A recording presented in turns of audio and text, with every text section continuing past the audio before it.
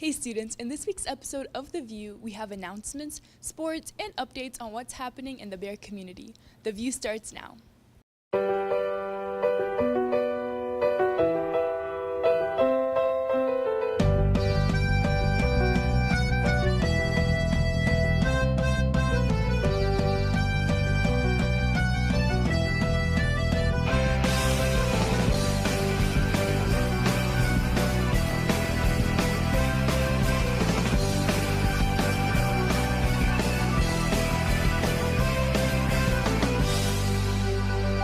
Do you have a special someone whose birthday is coming up soon?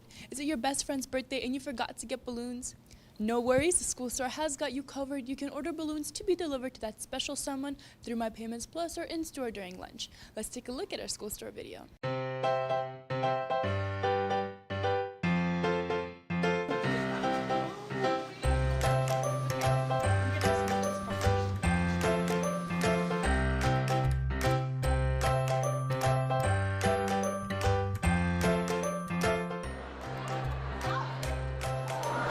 Hey, welcome to the school store. We have everything that you need and more. We have hoodies, t-shirts, cups, keychains, school supplies. All of our bottoms are also 40% off, including our leggings and shorts. And if you're thirsty, we have lemonade, we have tea, and we have any fruit punch from Minute Maid, and we have cookies for $1.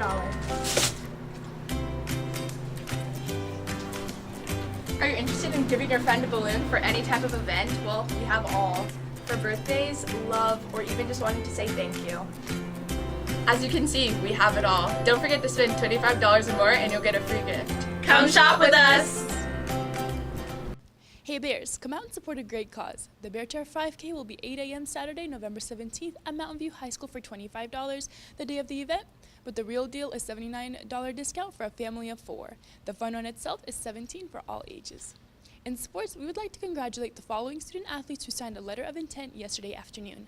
Chloe Hetherington, Georgia Tech for cross country, Luke Hannibal, University of Montevallo for lacrosse, Eric Jones, Emmanuel College for basketball, Gavin Collier, Clemson University for baseball, Jabril Felix, Georgia Gwinnett College for baseball, and Evan Kimball, Georgia Gwinnett College for baseball. Congratulations to all of you. Have you ever been curious as to what happened this day in the past? Let's take a look at this new segment called This Day in History, created by Sophia Hart. Hello and welcome to This Day in History. I'm your host Sophia, and today is November 16th, and today in history, the Battle of Fort Washington took place. Well, Sophia, thank you for inviting me on your show. I appreciate that, for being a history teacher.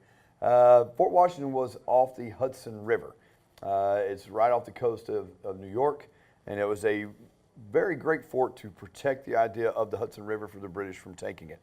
They were trying to make sure that the British ships could not outflank them, kind of like when you look at the West Point, when George Washington holds off the British from flanking the idea in West Point. So Fort Washington was an important fort for the Americans to be able to hang on to, and it held the high ground. And when holding the high ground, it was able to make sure that nobody could try to come up and take them out.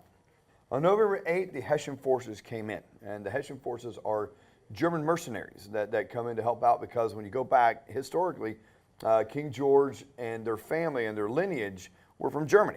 So basically the Hessian forces that the King George will use will start to push up the hill, and the British start to outflank an unpenetrable fort, which is not always a good thing when you're going to be outflanked, but they tried to, and on that date the British are going to be knocked away. The cannons from Fort Washington, as you'll note on the screen, is that basically they're going to come down there, and since they have the high ground, they could knock the British ships back. So they always believed, even Henry Knox believed, that this fort would be unpenetrable. Kind of like the Titanic was unsinkable. We know how that worked. Yeah. You know your picture's wrong.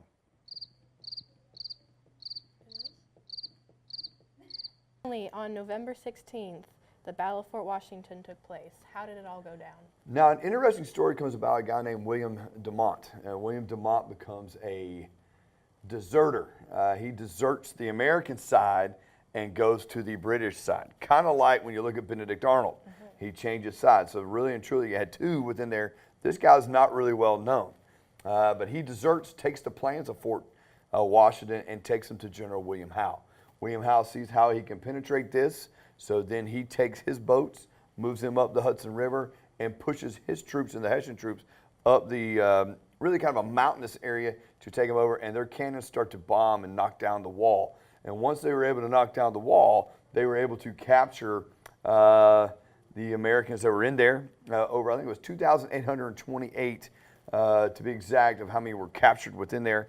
And then there will be POWs, and only 800 of them will return. Kind of shows you how the British treated our guys. Yeah. And then within there, the American flag kind of comes down, and they throw up that Union Jack flag up in our face. All So right. Fort Washington was a great fort, but was not unpenetrable.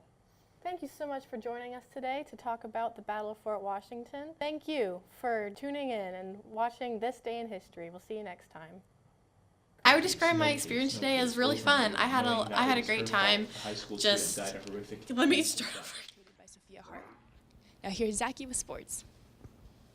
Thanks, Andrea. In sports, we would like to congratulate our varsity volleyball players on their all-county team selections. Morgan Furness made first team, and Noelle Primus and Anastasia Jarda made second team. Kaylee Bargeron is honored with Scholar Athlete. They get to be honored at the county banquet on November 26th at North Gwinnett High School. Basketball season is upon us. Our next game is November 30th at Discovery High School at 7:30 p.m. The 7th annual 5K Holly Jolly Elf Trout benefiting the youth of the Barrow and Winder County is happening Sunday, December 2nd. Pre-registration is occurring before the 2nd and is $20, and the day of increases to $25. The run will occur at 3 p.m., and the Kids Fun Run will be happening at 2:30 p.m. All pre-registered runners will be guaranteed a long sleeve shirt. Well, Bears, that concludes this week's episode of The View. Thanks for watching, and have a safe Thanksgiving break. We will see you when we get back.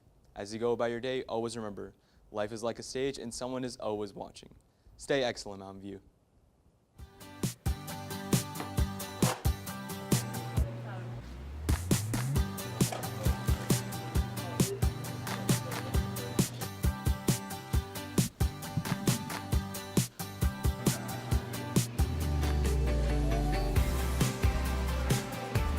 Have you heard what's brewing?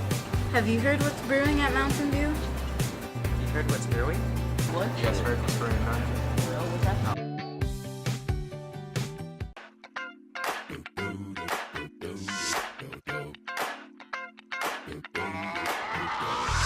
This is that ice cold Michelle fight for that white gold.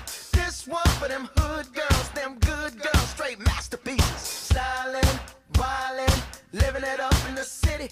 Got Chuck's on.